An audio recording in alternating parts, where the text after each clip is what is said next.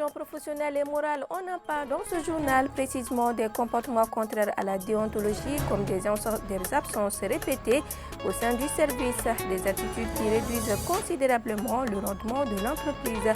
Les détails dans quelques instants. Manger à la main dans une même tasse est une pratique qui existe au Mali, un geste anodin mais plein d'essence qui disparaît de plus en plus aujourd'hui. Dans cette édition, nous allons parler des causes de cette situation ainsi que des conséquences sur la société.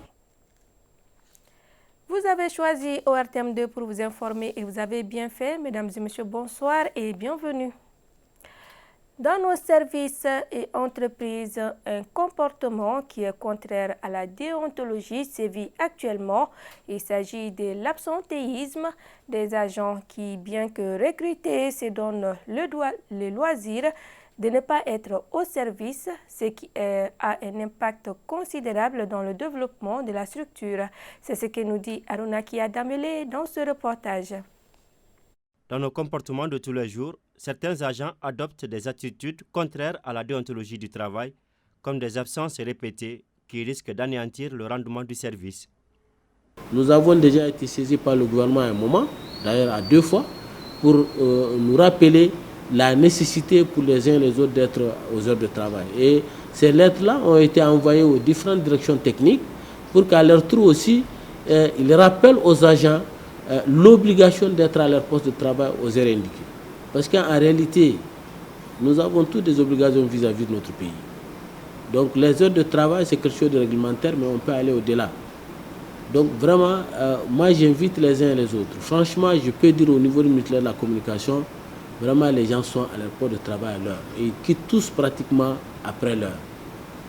Souvent, on utilise un argument qui ne tient pas la route. Le salaire n'est pas bon. N'oublie pas, le jour de ton engagement, c'est écrit sur ton contrat. Voici les tâches qu'on vous donne et voici la rémunération. Dans la mesure où vous avez accepté, vous ne pouvez plus prendre comme argument ce salaire pour ne pas exécuter correctement votre travail. En la matière, des sanctions sont prévues et peuvent aller jusqu'au licenciement. Il y a des mises en demeure, il y a des préavis qu'on devrait leur lancer, ainsi de suite. Vraiment, l'administration, nous avons des obligations vis-à-vis de notre pays. Et quand vous êtes à ce niveau de responsabilité, c'est une charge qu'on doit assumer. Parce que le plus gros problème, c'est que dans notre pays, les gens ils pensent plus aux privilèges qu'aux charges. C'est-à-dire qu'être fonctionnaire, ce n'est pas un privilège, c'est une charge. Donc nous devons assumer cette charge avec honneur, dignité, avec tout ce que ça emporte. Autant on est trop heureux d'être à ce niveau de responsabilité, autant on devrait avoir le souci permanent de pouvoir assumer ces charges-là en menant à bien nos missions, différentes missions à nous confier. Les sanctions sont mesurées en fonction du degré. Par exemple, un salarié qui est absent 2-3 jours, celui qui n'a pas respecté les heures de travail, il est payé au mois, c'est-à-dire un salaire lui est payé sur la base de 8 heures de travail par jour avec la pause et du lundi au vendredi sur 4 semaines pour avoir son salaire. L'on constate que lui, il est absent permanemment sur 3 heures par jour. L'employeur a le droit de calculer en fonction lui-même d'abord de son appréciation, de lui payer en défalquant le nombre d'heures. Ça, c'est d'abord un. Mais l'employeur a la possibilité de commencer de lui exiger à respecter son engagement contractuel. C'est là où la sanction suprême peut venir, qui est le licenciement. Naturellement, ça affecte les relations de travail. Pourquoi j'ai amené les 2 cas? Ces 2 salariés peuvent être sanctionnés de la même manière. Les 2 n'exécutent pas de bonne foi leur contrat. Naturellement, ça affecte la situation financière de l'entreprise. Ça peut porter un préjudice au rendement de l'entreprise. Ça peut aussi créer un problème entre l'entreprise et ses partenaires appelés les tiers, les clients. Entre le devoir envers son employeur et le mérite du salaire, la loyauté exige des responsabilités de l'employé. concours en faveur des élèves des filières d'assistants de direction, une initiative de l'Association des secrétaires administratifs et attachés de direction du Mali. La compétition qui s'est tenue à l'ESICA a vu la participation de 28 candidates. Aïstadit Koumbakane. Le sujet de ce concours pour les candidates finalistes portait sur l'accueil téléphonique. Initié par l'Association des secrétaires administratifs et attachés de direction Assad Mali, 28 futurs secrétaires y ont pris part. Les épreuves se passent bien. On est content d'être secrétaire. D'après les organisateurs, ces projets visent non seulement à renforcer les compétences des candidates, mais aussi à les préparer psychologiquement en vue des examens de fin d'année. L'idée m'est venue d'organiser un concours entre les finalistes pour qu'on puisse dorénavant que toute entreprise sérieuse puisse s'adresser à l'Assad pour avoir une bonne secrétaire ou en tout cas une secrétaire qui a un profil idéal. Les responsables de l'ESICA ont vivement salué cette initiative. Il faudra les remercier déjà pour l'initiative, ensuite les remercier pour le soin porté sur notre école, l'ESICA, qui a bien voulu accepter l'organisation de ce concours. Les résultats du concours seront proclamés le 5 juin prochain, date qui, de surcroît, coïncidera avec la Journée internationale des secrétaires, célébrée chaque année au Mali. Je vous le disais dans les titres, il était de coutume que les membres d'une famille se retrouvent tous ensemble pour manger dans la même tasse. Ceci pour, entre autres, consolider le lien familial. Cependant, force est de constater que cette pratique, malgré ses bienfaits, disparaît de jour en jour dans notre société. Samba Sanogo nous parle ici dans ce reportage des causes et conséquences de cette situation.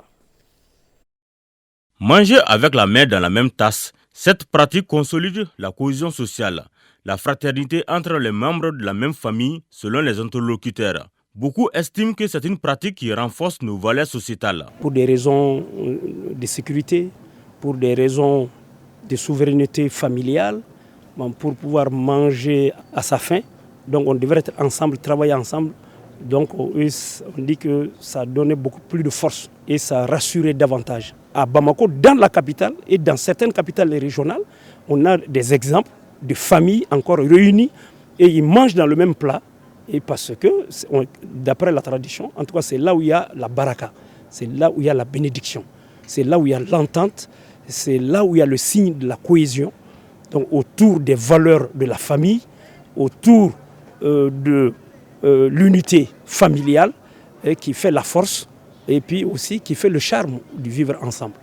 Donc ça n'a pas disparu complètement, mais ça a tendance à s'affaiblir. Le sociologue s'appuie sur plusieurs facteurs pour expliquer la disparition de cette pratique dans notre société. Une valeur pourtant à pérenniser à tout prix.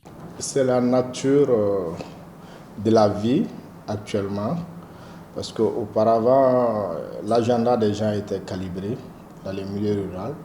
Donc les aires sont ponctuées. On mange ensemble le matin avant de partir dans les champs. Et à la pause, les gens mangent ensemble.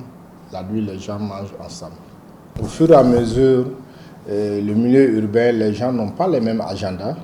Et les gens n'ont pas les mêmes préoccupations. Ça fait que le matin, les gens mangent vite fait et la nature même de la nourriture.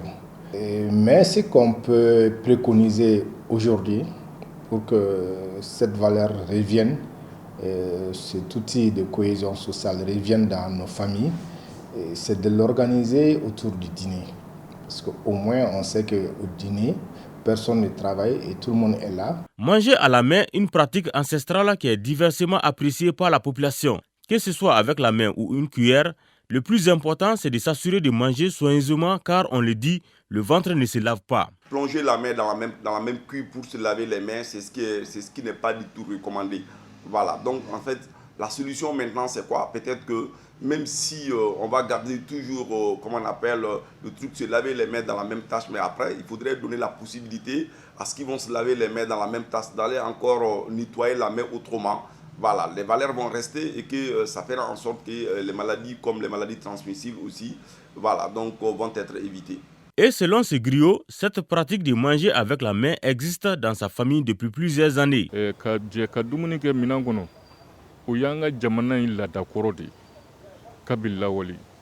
Auparavant, les gens d'une même famille mangeaient ensemble dans la même tasse.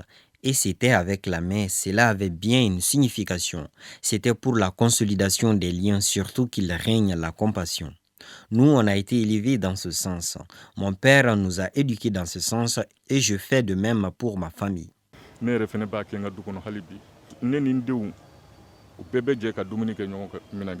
Manger avec la main donne de la baraka à l'homme et nous cultive des valeurs sociétales. C'est ce que recommande la tradition.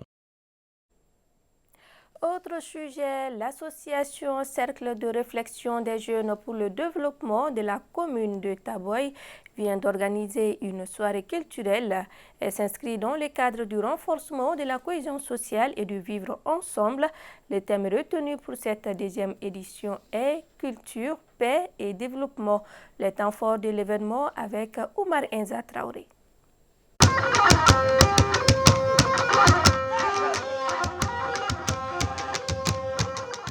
Le Café des Arts du Palais de la Culture Amadou Ampateba a vibré au rythme des belles mélodies de la musique soirée.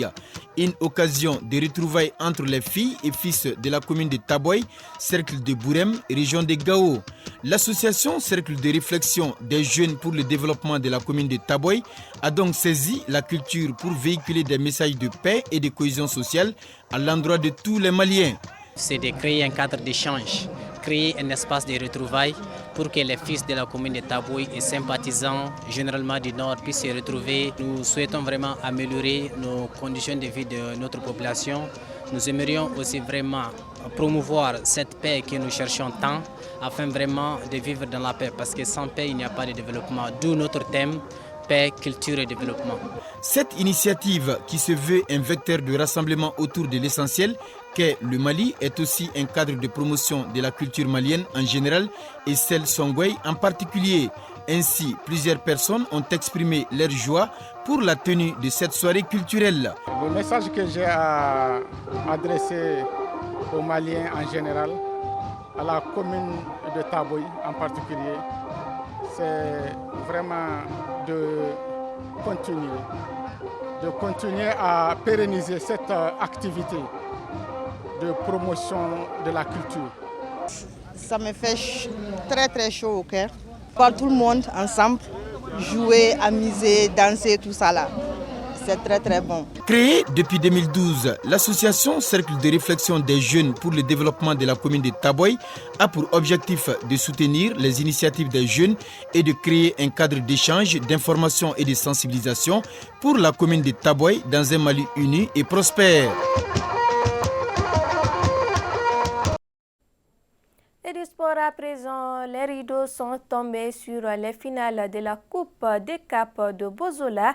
Des finales jouées sur le terrain 11 créateurs de Niarela en commune 2 du district de Bamako. Les écoles Sika Diallo et OPAM remportent respectivement les finales en premier cycle et second cycle. Cette compétition vise à renforcer les activités socio-éducatives et promouvoir le sport dans le monde. Moussa Diabati. Après 11 ans d'interruption, la Coupe du Décap de Bozola renaît. Et pour cette édition 2024, les finalistes sont l'école OPAM en orange et Inemassa Sissé, deuxième cycle. Promouvoir le sport en milieu scolaire est l'un des objectifs qui s'est fixé les Décap de Bozola.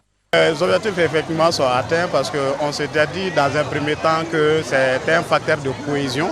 Et vous voyez ce beau monde aujourd'hui autour vraiment de cette coupe-là.